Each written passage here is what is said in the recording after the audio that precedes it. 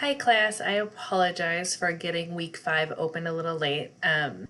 So last week we had a video posted that went over the assignments, discussed in great detail what customer segments are, what they are not, gave examples, but only 5 of you in the entire class actually watched the video, which is probably why we have so many issues and a lot of confusion as to what the assignment was and how we're supposed to complete it. So as a result, we actually can't move forward this week until you guys correct your customer segments and actually develop them, because you need to develop value proposition statements for your customer segments. So after consulting with my dean and associate dean, I've decided that we are going to take another week to cover this material and go back and redo the customer segment assignments from last week, as well as do the value proposition assignments.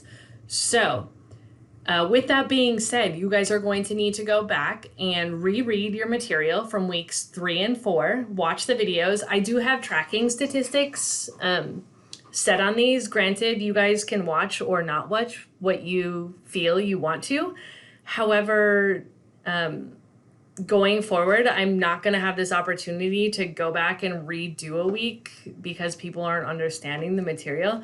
I know a few individuals emailed me, asked some questions, but most of you didn't. Customer segments shouldn't be something new. You guys have covered this in marketing when you did your simulation. It was in your entrepreneurship mindset course when you were developing your business concept summaries and you're looking at who the customers are. And you guys also did customer growth projects where you created proposals. You looked at who customer segments are, what goes into them. So if we take Target Corporation, for example, some customer segments that we're looking at. One customer segment might be the mom group. So they are moms. We need to identify 4 characteristics. So if you guys opened the PAT last week, here was your assignment. You needed to do the written summary and the canvas. Most teams identified the customer segments based on the way that the worksheet laid out some segmentation, some ways that it might be done. However, nobody has listed 4 characteristics or 3 characteristics of that market segment. So here's my example. It was in last week's video too. Target Corporation, moms. I already mentioned that. Okay, so Target's main customer segment is moms that are aged 35 to 45. They are making $70,000 plus a year. They have a bachelor's degree or higher and live within 30 minutes of their store. Those are all characteristics that belong to that customer segment. Then if we were to look at a second customer segment, one that they were really hitting was college students. So college students 18 to 21, living in dorms, income under 30,000 a year. Okay, these are all characteristics that go into them. So you're looking at demographics, psychographics, sociographics, geographic location, lifestyle, behavior choices. All of these things go into the characteristics and defining that segment. So as you guys are identifying your customer segment for this paper or this project when you're following your company, you can't just say that they are people who like hobbies or the Just For Me group. What is it that makes them the Just For Me group? Is it an age level? Is it an income? Is it their behaviors? Is it the way that they shop? What are the characteristics? 3 is the minimum for the characteristics. Ideally, you would have more than those. You also need to explain the needs and wants of those 4 customer segments. So as I'm looking at summaries and canvases, this wasn't done. So you guys are going to go back. Your canvases, you need to fix them with your team by Thursday night so that I can say, yes, you have these segments. No, you do not. Because you need that segment to do your value proposition statement. You'll be able to go back and resubmit your written summaries. I will open it for multiple submissions. You guys can go in, use this. Here's your criteria. This is the PAT that's attached to the assignment. It's in multiple places in Blackboard. You can go through and see this is the criteria that you're graded on for your written summary and your Canvas for customer segments. So you're gonna have to go back and do those 2 assignments from last week. If you can't figure out your customer segments, we really honestly cannot move on to finish the other 9 areas of the Canvas because they all relate to your customer segment. So we have to get those clearly defined and laid out so that you can do this week's work. So on top of making up last week's customer segment assignment with your group by Thursday, you can go back if you so choose to do your written summary again. That is up to you. If you don't want to do it, you don't have to. It's your choice. There's also a storytelling assignment that is listed right here. You're going to read some information on pages 178 to 176. You're going to do storytelling as it relates to building customer relationships. You're going to find a story or a piece on your case company and share that out on the Padlet.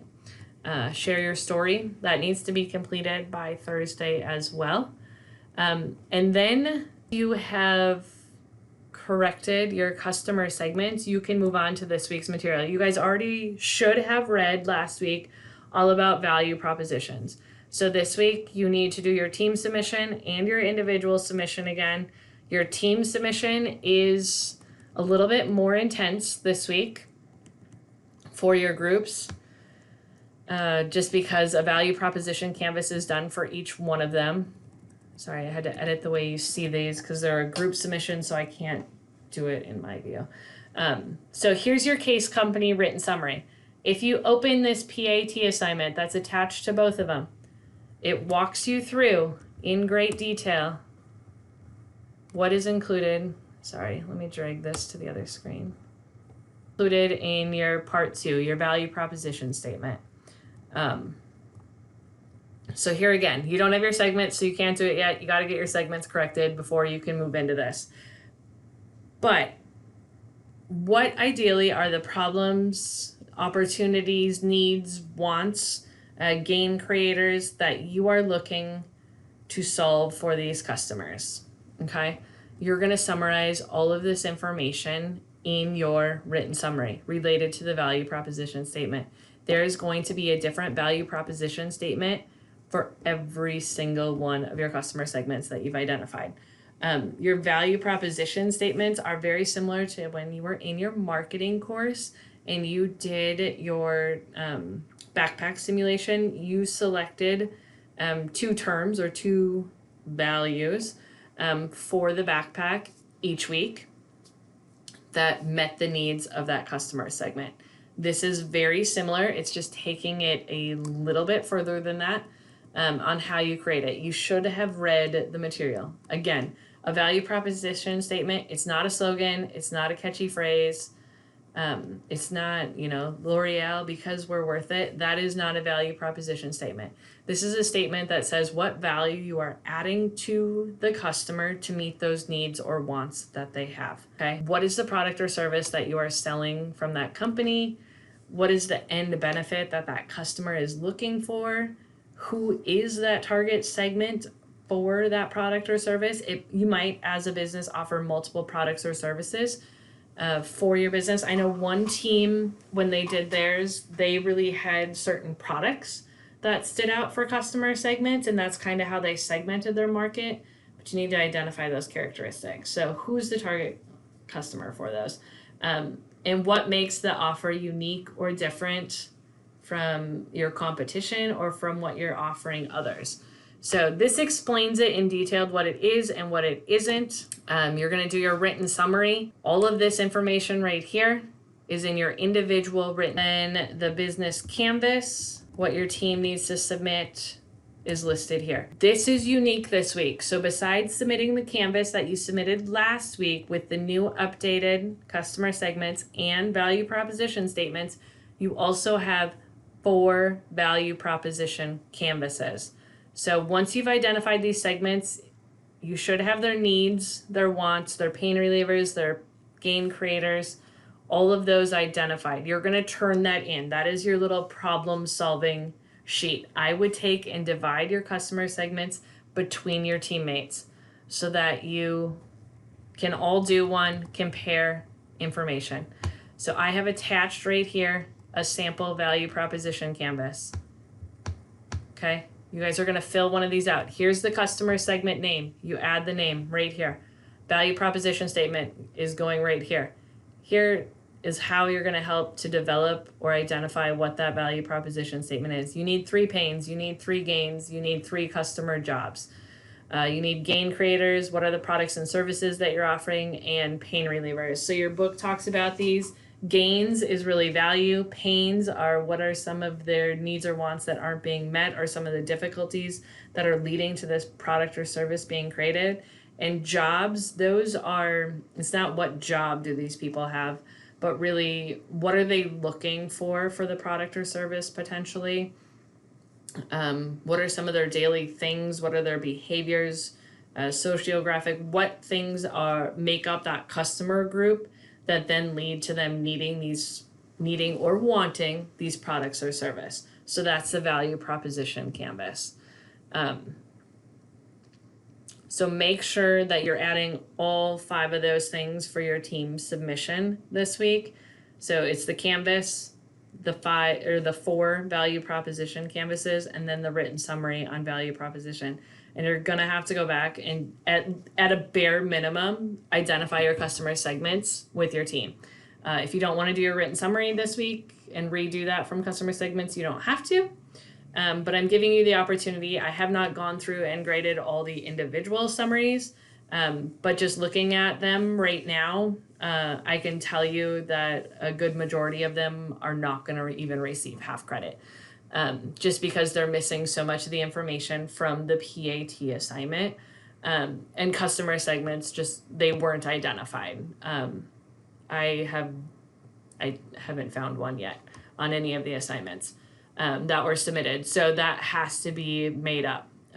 Unfortunately, we still have to move forward in some aspects, so we were supposed to start customer channels and relationships this week, as well as looking at the value proposition that we started last week. I have pushed that ahead. That is going to create a little bit more work.